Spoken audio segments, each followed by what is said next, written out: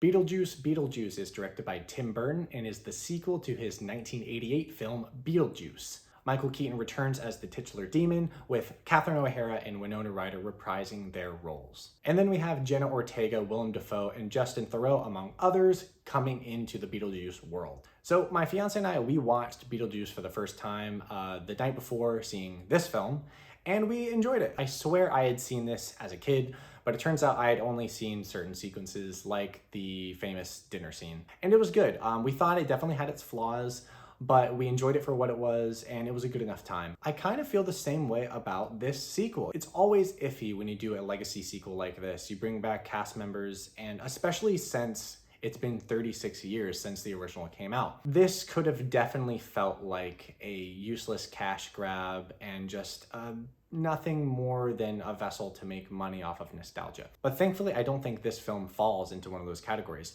I think this was a genuinely fun film that had some good character moments, maybe even more so than the original film. And I think it respected the original enough and was enough of its own unique thing that it ultimately worked. Seeing where the original characters are now was pretty cool, and I thought it fit for what they were going for. And the performances are good, if not better than the original in my opinion. To be honest, I thought Jeffrey Jones, who played the dad in the original film, had died, or maybe there were scheduling conflicts coming up for this sequel, because I was kind of like, oh, I wonder why he's not here. All I'll say is it makes sense why he wasn't involved in this film. When it comes to the performances, I thought everyone was very good in this. I especially really liked Willem Dafoe in his brief role. That was very funny. And I think that Justin Theroux was honestly my favorite performances of the bunch. He was very funny in this, and it completely worked for his character. Jenna Ortega is also really good, and then Catherine O'Hara and Winona Ryder fall back into these roles seamlessly. Sell the honeymoon package. I'll kill the new husband and I'll possess the ex-wife. I'll make her do some unseemly things and then I'll post the pics. Visually, this film is terrific, and I love the imagination and creativity when it came to the set design, production, and just overall artistry that this film exhibits. There's a lot of really cool visual tricks going on, and I really appreciated the practical approach to certain effects, the stop motion effects with the Saturn moon with the sandworms, and then of course the costumes and makeup and like gory effects and stuff too. All of that was impeccably done. When the film does use modern VFX, they also look really good. I think they're used sparingly enough where they don't become distracting, and they're integrated well with the practical environments that I'd say it worked. Cinematography is also solid. I think there are some really cool shots in this, and the lighting is also really great. The story is also pretty engaging from beginning to end. There were some lapses where I think the pacing kind of fluctuated, and then there are some issues script-wise when it comes to certain characters. I'll get to that later. But overall, I think the story does a good job at keeping you engaged. There are multiple angles followed with multiple characters here, and I appreciated that, though I did think it ultimately got a little convoluted. And that's my biggest issue with the film. The script goes in, I think, too many directions. Without giving anything away, Monica Bellucci's character, I think, could have been cut from the film. I get why she was there, and it definitely did add a layer to Beetlejuice, the character, but she really didn't do much. And every time it cut to her and followed her subplot, I just wasn't as interested. I also think that what ultimately happens with her character is pretty anticlimactic, and the same can be said of the Jeremy character. Now, I thought his involvement was very interesting, and I was excited to see where it went, specifically with Jenna Ortega's character. However, what ultimately happens with him was even more anticlimactic than what happened with Monica Bellucci's character.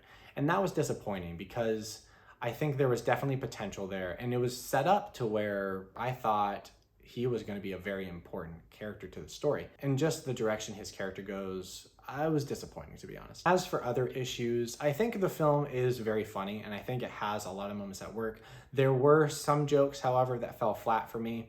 And tonally, I think there were a few moments that felt a bit melodramatic and ineffective. One of my issues with the original film regarded Winona Ryder's character and how she was just like, I want to die and blah, blah, blah, you know, like edgy teenage girl stuff. And the same can be said of Jenna Ortega's character, which I guess makes sense considering their relationship. But still, it came off as a bit too derivative, which I didn't really care for, but thankfully it was a minor gripe I had. And then with the humor, there are some attempts at meta humor here that I don't think really were necessary at all, and when they were made, they just kind of distracted more so than entertained, in my opinion. Because of these issues, I think the pacing does fluctuate a little bit and the film does feel a little too long. At the same time though, I do wish certain plot elements had been further developed. But regardless, these are minor issues. They're really not that big of a deal. They're just noticeable. One pet peeve of mine though that I will point out was they say a snake is poisonous when in reality it's venomous. That's just a pet peeve of mine. It bothers me whenever, these are professional screenwriters. They should know the difference between poisonous and venomous, but that's whatever. Overall, I enjoyed Beetlejuice Beetlejuice. I thought it was a worthy sequel to its predecessor, and I thought it was right up there with it. Honestly, I think Beetlejuice is right here, and Beetlejuice 2 is right there with it. I don't know if I have a favorite. I kind of honestly am leaning towards this one since it had some good character moments and looked a bit better, but I would like to revisit these sometime and really compare and see which one I prefer. But honestly, it was a good movie. I enjoyed it. It was fun. It was entertaining. It had good performances. It was funny. The story worked. It looked great. And yeah, I just had a really good time. Also, big shout out to Bob. Bob was great. We loved Bob. Justice for Bob. So yeah, those are my thoughts on Beetlejuice Beetlejuice. It was a good film. Have you seen it? Did you like it? Did you not like it? Did you think it was necessary? Did you think it was unnecessary? Did you think it was better than the original? Did you think it was worse? Let me know.